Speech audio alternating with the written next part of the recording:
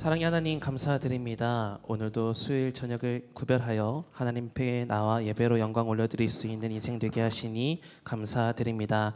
하나님, 오늘도 주님을 향한 믿음의 확신이 생겨지는 시간이 되게 하여 주시고 하나님을 더 깊이 사랑하는 우리의 모습 가운데 주시는 하나님의 원하심, 또 하나님의 뜻을 발견하는 우리가 될 수 있도록 인도하여 주시옵소서.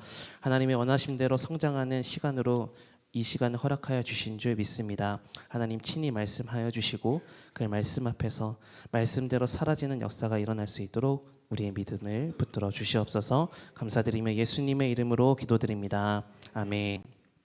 다 같이 말씀 보시겠습니다. 오늘 주신 하나님의 말씀은 호세아 1장 1절부터 9절까지의 말씀입니다. 구약 1256페이지 호세아 1장 1절부터 9절까지의 말씀입니다. 우리 한 절씩 교독하시고 마지막 절은 합독하겠습니다. 우시야와 요담과 아하스와 히스기야가 이어 유다 왕이 된 시대, 곧 요아스의 아들 여로보암이 이스라엘 왕이 된 시대에 브에리의 아들 호세아에게 임한 여호와의 말씀이라. 여호와께서 처음 호세아에게 말씀하실 때 여호와께서 호세아에게 이르시되 너는 가서 음란한 여자를 맞이하여 음란한 자식들을 낳으라. 이 나라가 여호와를 떠나 크게 음란함이니라 하시니, 이에 그가 가서 디블라임의 딸 고멜을 맞이하였더니 고멜이 임신하여 아들을 낳음에 여호와께서 호세아에게 이르시되 그의 이름을 이스르엘이라 하라. 조금 후에 내가 이스라엘의 피를 예후의 집에 갚으며 이스라엘 족속의 나라를 패할 것임이니라. 그날에 내가 이스라엘 골짜기에서 이스라엘의 활을 꺾으리라 하시니라. 고멜이 또 임신하여 딸을 낳음에 여호와께서 호세아에게 이르시되 그의 이름을 로루하마라 하라. 내가 다시는 이스라엘 족속을 긍휼히 여겨서 용서하지 않을 것임이니라. 그러나 내가 유다 족속을 긍휼히 여겨 그들의 하나님 여호와로 구원하겠고 활과 칼이나 전쟁이나 말과 마병으로 구원하지 아니하리라 하시니라. 고멜이 로루하마를 젖댄 후에 또 임신하여 아들을 함께 낳음에 읽겠습니다. 여호와께서 이르시되 그의 이름을 로암미라 하라. 너희는 내 백성이 아니요 나는 너희의 하나님이 되지 아니할 것임이니라. 아멘. 사랑하는 참평학교의 성도님들 모두에게 하나님의 크신 은혜와 은총이 언제나 함께 하시기를 주님의 이름으로 축원합니다. 오늘의 말씀의 제목은 고멜을 맞이하였더니 라는 제목의 말씀인데요, 호세아 선지자에 대한 말씀을 통해서 함께 은혜를 나누고자 합니다. 신앙생활을 하면서 우리는 알게 모르게 많은 변화를 경험했습니다. 여러분도 여러분 스스로가 신앙 안에서 예수를 믿은 전후의 삶이 많이 변화되었다라고 이렇게 체감이 되어지십니까? 저는 여기 모인 성도님들 모두가 이제는 다시 신앙 없는 삶으로 되돌아가라 누가 이렇게 강요를 하더라도 결코 신앙과 뗄 수 없는 삶을 살아갈 수밖에 없다고 고백하는 그런 믿음의 사람들이라고 확신합니다.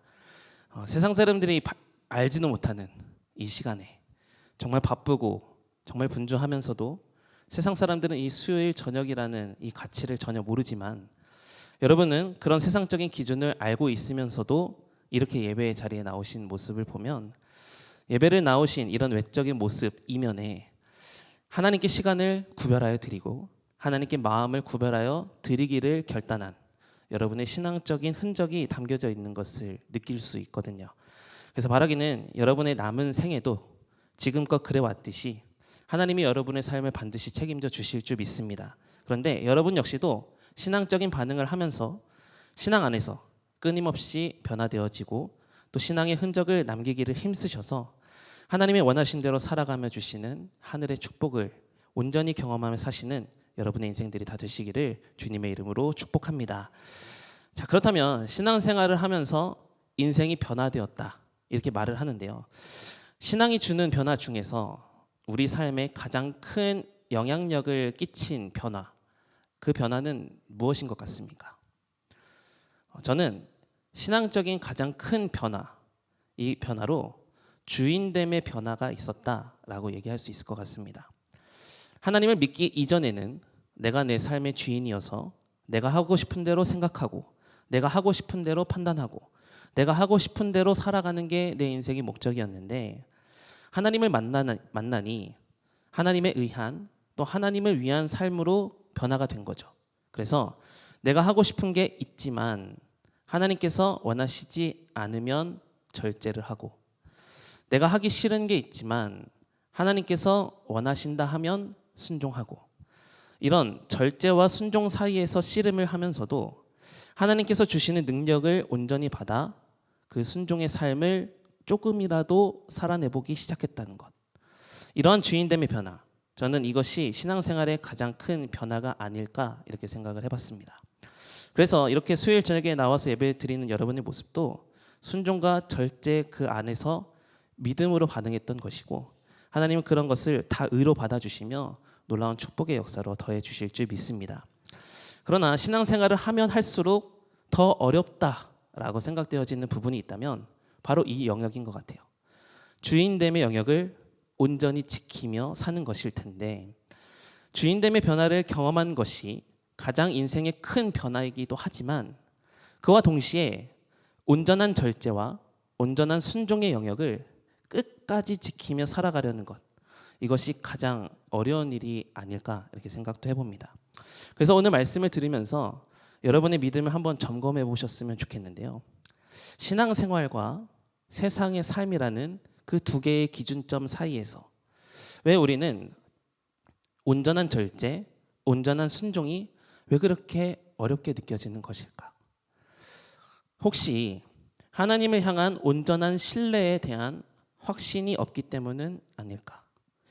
하나님을 신뢰하지 못하기 때문에 그 불신으로부터 파생된 하나님의 신실성에 대한 의심이 우리를 온전한 절제와 온전한 순종으로 향하게 하지 못하는 것은 아니냐라는 말씀입니다. 예수님께서는 마태복음 16장 24절에서 이렇게 말씀하셨습니다. 함께 읽어보겠습니다. 시작. 이에 예수께서 제자들에게 이르시되 누구든지 나를 따라오려거든 자기를 부인하고 자기 십자가를 지고 나를 따를 것이니라. 아멘. 예수님은 십자가를 지는 이 일이 온전한 절제와 온전한 순종이 없이는 결코 가능하지 않다라고 말씀하셨습니다. 그러면서도 반드시 십자가를 지려면 전제 조건이 필요한데 먼저 자기를 부인해야 한다라고 말씀하셨습니다. 자, 그렇다면 여기서 말하는 예수님께서 말씀하시는 자기 부인은 무엇일까요? 오늘 말씀의 주제에 입각해서 말씀을 드린다면 나의 주인됨을 철저하게 내려놓아야 된다라는 겁니다. 그러니까 하나님께서 하지 말라고 하시는 것에는 분명한 하나님의 섭리가 있겠지. 또 하나님께서 하라고 권면을 해주시는 것에는 분명한 하나님의 원하심이 있겠지. 이렇게 하나님의 주권을 철저하게 인정하면서도 동시에 신뢰하는 거죠. 그래서 그 하나님의 원하심대로 한번 살아보겠다고 결단을 하는 것. 이것이 자기 십자가를 지는 일의 시작이 된다라는 겁니다. 바라기는 주인됨의 변화를 경험한 저와 여러분의 삶이라면 그 주인 되신 하나님께서 원하시는 삶의 모습으로 살아가 보려고 힘쓰시되 그 안에서 믿음으로 살아내려 했더니 실제로 믿음대로 사라지더라라는 이런 신앙적 간증들이 많이 나타나는 여러분의 삶이 되었으면 좋겠습니다. 말뿐인 신앙, 허울뿐인 성도라는 이 직분을 가진 자가 아니라 정말 신앙과 삶이 주님 안에서 일치되며 하나님의 의한, 하나님을 위한 삶으로 인생이 사라지는 역사가 우리 안에 있었으면 좋겠습니다. 그렇게 믿음의 삶을 살아내면 하나님은 능력으로 함께하여 주시고 은혜 위에 은혜를 더하여 주실 줄 믿습니다. 이런 축복의 인생들이 다 되시기를 간절히 소망합니다. 이제 오늘 본문으로 들어가려고 하는데요. 오늘 본문은 호세아 선지자에 대한 말씀입니다. 근데 사실 오늘 말씀은 신앙 안에서 살기를 소망하는 우리에게 다소 의아한 의문을 품을 수 있는 부분이 기록이 되어 있습니다. 그리고 한번 생각을 해보십시오. 호세아에게 주신 하나님의 사명이 진짜 우리가 의문을 가져도 되는 사명이었을까? 아니면 내가 하나님을 혹시나 오해하고 있는 것은 아니었을까? 이것을 한번 점검하면서 말씀을 들어보시기 바랍니다.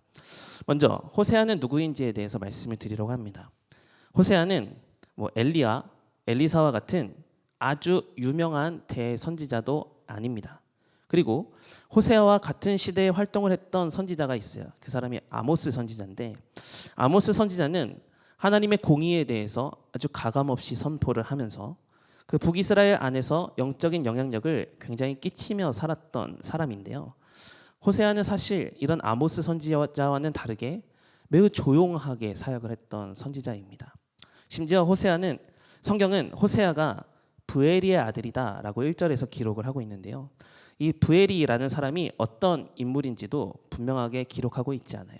그래서 몇몇 제 성서학자들이 이 부엘이라는 사람은 혹시 이 사람 역시도 선지자일 수도 있다라고 추측은 하는데요. 사실은 아닙니다.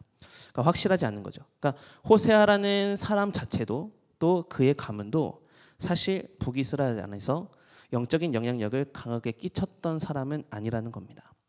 그러나 성경은 분명하게 호세아 선지자에 대해서 하나를 얘기하고 있는데요. 그 어떤 누구보다 하나님의 말씀대로 살려고 했던 하나님의 선지자 중에 선지자였고요.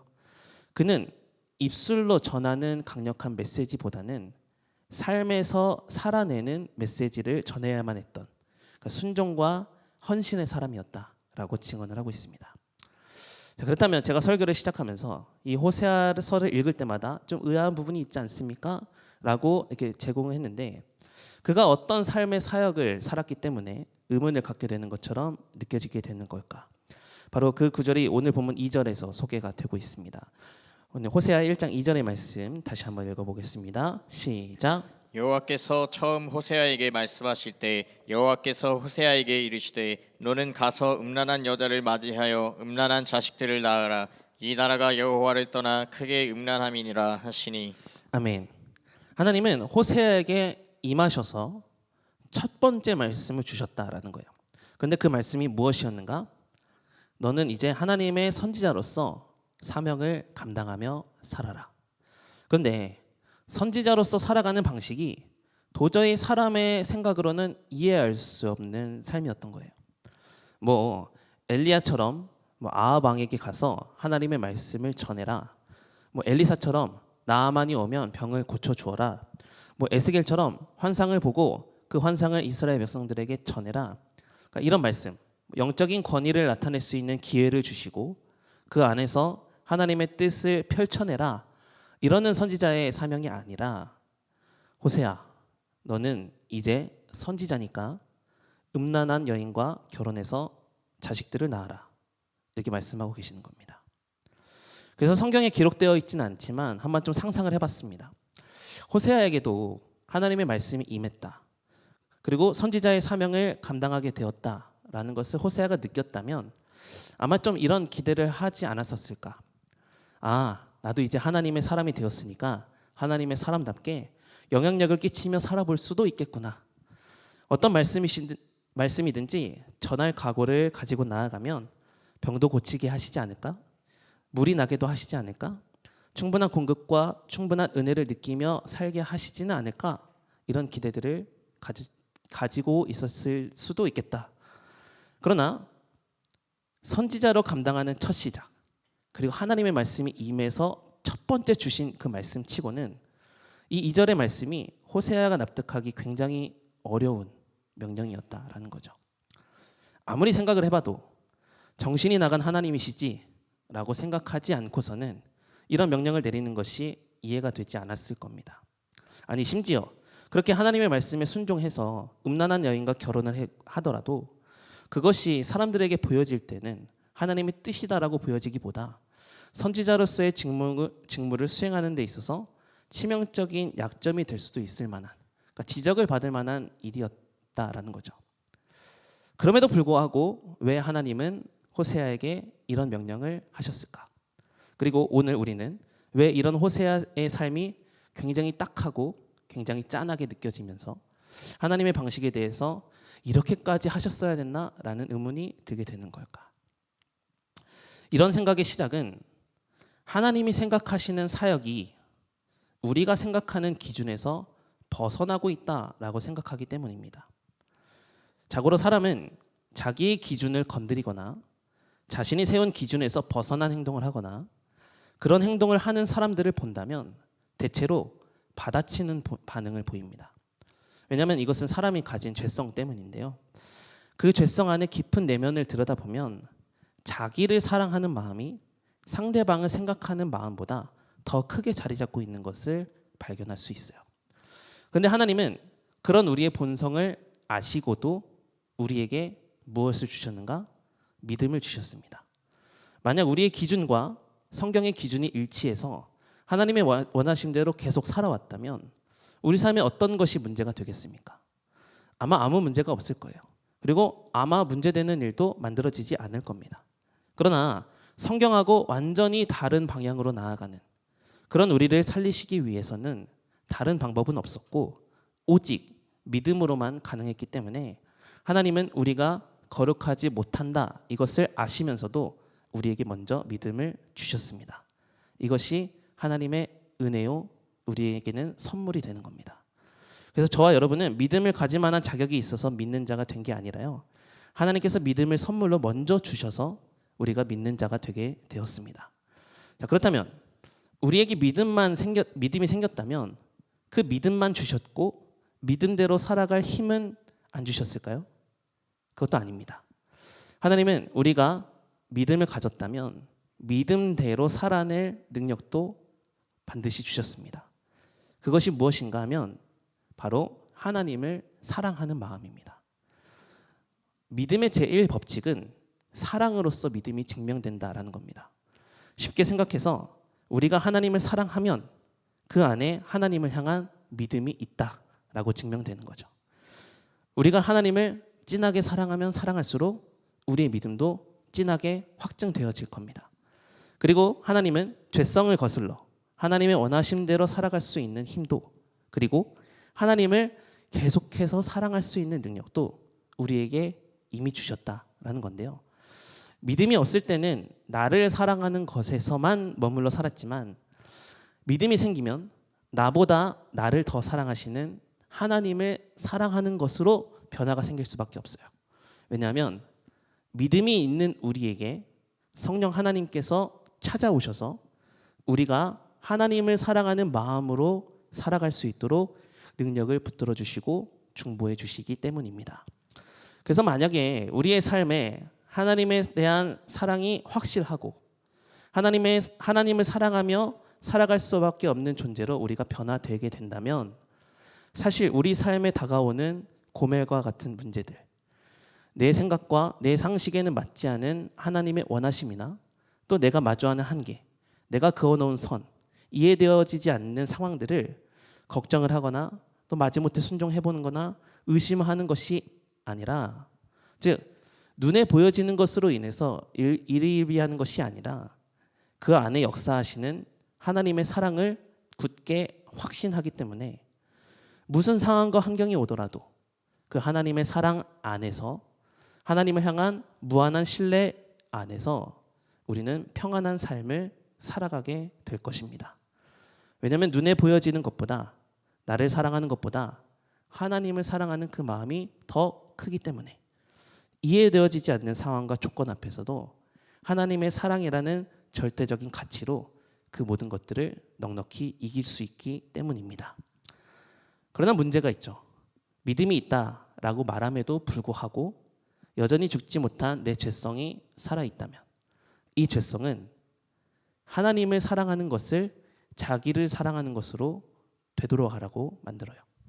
그래서 하나님의 신실성에 대해서 늘 의심이 들고 하나님의 인도하심에 대해서 여전히 불안해하며 하나님의 주권에 대해서 늘 도전하려는 우리의 마음 깊은 내면을 들여다보면 믿는 자로서 하나님을 사랑합니다 라고 말은 하면서 여전히 자기 사랑을 버리지 못한 죄성의 문제가 해결되지 못한 모습을 발견해 볼 수 있다라는 것이죠.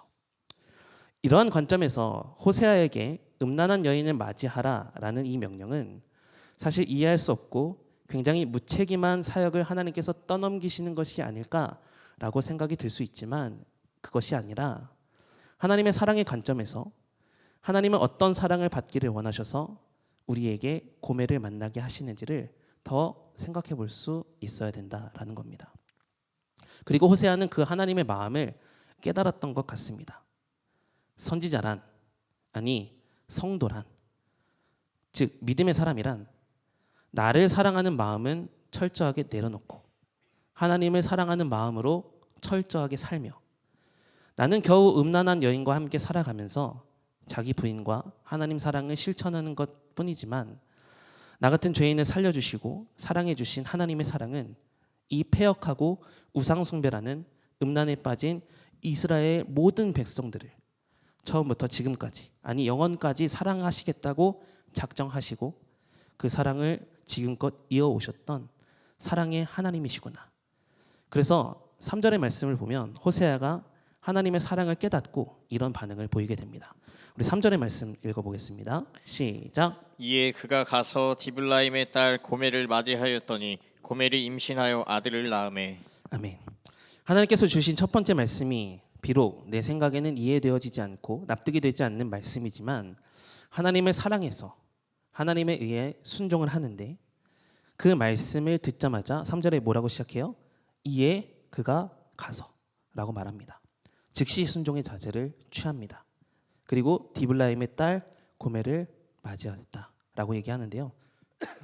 여기서 맞이하였다라는 말은 히브리어 원어로 라카흐라는 단어를 쓰고 있어요. 이는 두 가지 뜻이 있어요. 하나는 돈을 주고 사람을 취했다라는 뜻이 있고요. 두 번째는 은혜로 붙들다라는 뜻도 있습니다. 그래서 그의 신앙의 방향이, 그의 사랑의 방향이 호세아는 하나님께로만 향해 있었기 때문에, 그리고 하나님을 사랑하는데 하나님의 사랑의 방향이 지금 고멜을 사랑하라라고 하는 것이면 내가 왜 사랑을 못하겠는가? 그렇게 하나님을 사랑하는 것으로부터 출발해서 음란한 여인을 사랑하라는 그 하나님의 원하심, 하나님의 메시지에 온전히 순종하였고 그 고멜을 사랑하였더니 그 고멜을 사랑하는 것을 통해서 하나님이 이스라엘 백성들을 어떻게까지 사랑하고 계시는지를 깨달을 수 있게 되었고 선지자로서 삶으로 하나님의 사랑을 나타내는데 쓰임을 받는 귀한 인생으로 쓰임을 받게 되었다라는 겁니다. 사랑하는 성도 여러분, 여러분의 하나님을 향한 사랑은 다른 그 어떤 것보다 더 크기를 바랍니다. 하나님은 죄악의 구렁텅이에 빠져 있는 우리를 사랑해 주셨는데 우리도 하나님을 사랑해서 하는 모든 신앙적 행위가 되었으면 좋겠습니다. 설교 서두에 주인됨에 대해서 말씀드렸습니다. 주인됨의 정의가 확실하게 내려졌던 신앙의 선배들의 삶을 살펴보십시오. 지난번에 살펴봤던 다니엘이라는 사람도 또 다니엘의 세 친구도 상황과 조건이 하나님을 사랑할 수 없고 사랑해서는 안 되는 때에 살았던 사람들임에도 불구하고 그들은 하나님을 사랑한다라는 제1원칙을 삶의 기준으로 삼았고 하나님을 사랑하고 하나님을 위한 삶을 살아냈습니다. 그랬을 때 결코 그들은 멸망하지 않았습니다. 잠깐의 고난과 시련은 물론 찾아왔죠. 그러나 고난과 시련이 하나님의 사랑을 끊을 수 없었습니다. 하나님을 사랑하는데 하나님도 그들을 사랑하셨고 그 하나님의 사랑은 결코 믿는 자들을 고난과 시련이라는 결국으로 두시지 않으셨다라는 거죠.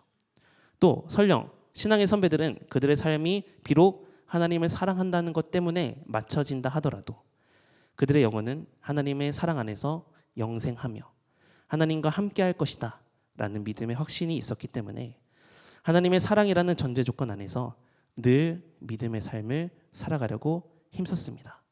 그랬더니 때로 사자굴도 넘게 하시고 때로 풀무불에서도 살아 돌아오게 하시는 하나님의 능력을 경험하는 믿음의 인생들이 되었죠. 오늘 본문의 호세아도 마찬가지입니다. 하나님을 사랑해서 하는 신앙적 행위가 그의 삶의 기본 바탕이었기 때문에 고멜과의 결혼이라는 이해 안 되는 상황을 마주했음에도 불구하고 즉시 순종의 모습을 취할 수 있었습니다. 심지어 오늘 본문 뒤에 말씀을 계속 보면 계속 고멜은 도망을 쳐요. 그러나 계속 데리고 와서 끝까지 사랑한다. 이렇게 하나님의 사랑을 실천하는 호세아의 모습을 살펴볼 수도 있습니다.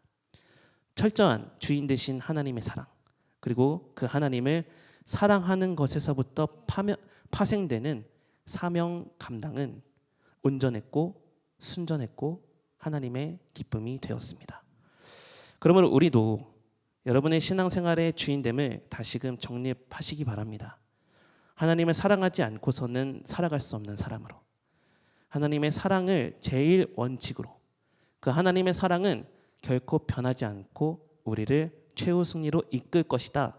이 믿음의 확신을 가지고 삶을 살아가려고 힘쓴다면 하나님의 사랑 안에서 주신 사명들을 잘 감당해낼 수 있을 뿐만 아니라 절제와 순종의 능력도 허락하여 주시고 그 안에서 하나님의 기쁨이 되는 삶으로 살아가게 하시는 하나님의 능력을 체험하게 하실 줄 믿습니다.